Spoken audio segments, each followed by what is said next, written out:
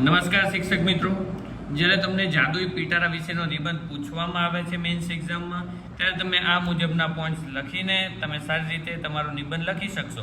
તો આપણે પોઈન્ટ જોઈએ કે સ્ટાર્ટિંગના પ્રસ્તાવનાના પોઈન્ટ્સ આપણે કઈ રીતે લખી શકીએ. તો ચાલો આપણે આ રીતે કરી શકીએ કે NEP 2020 મુજબ જ્યારે 3 થી 8 વર્ષના બાળકોને ફાઉન્ડેશન સ્ટેજમાં મૂકવામાં આવેલા છે, ત્યારે એના પુસ્તકોના બહારના બદલે આપણે રમત દ્વારા એને શિક્ષણ આપવું જોઈએ.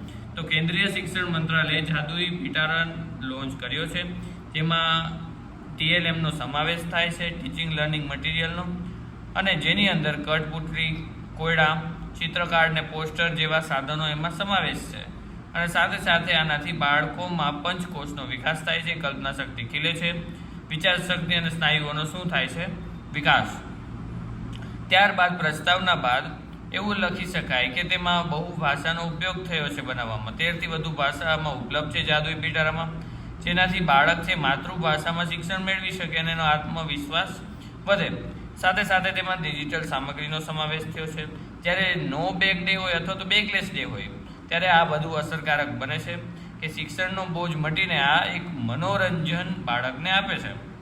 તેનાથી હાજરી અને રસ પણ વધે છે. ત્યારબાદના પેરેગ્રાફમાં આપણે જોઈએ કે શિક્ષકો માટે માર્ગદર્શિકા સમાન છે. થોડુંક શિક્ષકોને લગતું આપણે વાત કરી લઈએ કે પરંપરાગત શિક્ષણને બદલે આપણે સર્જનાત્મકમાં લાવે છે, જે પાયાની સાક્ષરતા અને સંખ્યા જ્ઞાનને વધારે મજબૂત બનાવે છે અથવા એના માટે જરૂરી છે. છેવાડાના ગામડાને પણ આધુનિક અને વૈજ્ઞાનિક પદ્ધતિથી શિક્ષણ મળે તેવી વાત છે જાદુઈ પિટારામાં કરવામાં આવી છે. લાસ્ટમાં આપણે જોઈએ ઉપસંહારમાં, તો આપણે કઈ રીતે લખી શકીએ કે આ સકારાત્મક પરિવર્તન છે, પુસ્તકોના ભારથી બચાવે છે, સર્જનાત્મકતા આમાં આપે છે. ગોખીને નહીં પણ સમજીને આમાં તમને જ્ઞાન મળે છે. કંઈ પણ વસ્તુ જોવે તો વધારે તે સમજી શકે.